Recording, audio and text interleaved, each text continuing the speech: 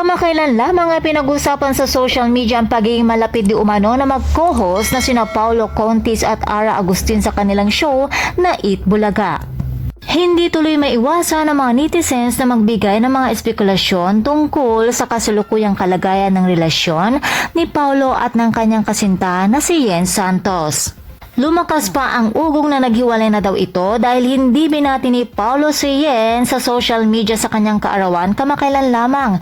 Tanging si Yen lamang daw ang bumati sa kanyang sarili. Subalit sa latest episode ng Fast Talk with Buya Bunda, isa si Paulo sa naging guest ni Tito Boy. At sa portion ng Talk or Dare, mas pinili ni Paulo na sagutin ang dalawang tanong na kayo ba talaga ni Ara o kayo pa rin ba ni Yen?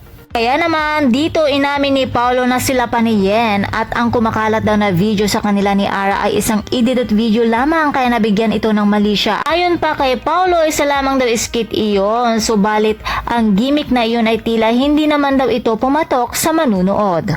At kayo naman mga chikadoras, ano naman kaya ang masasabi nyo tungkol sa isyong ito? And please don't forget to like, share, and subscribe my channel. Thank you for watching!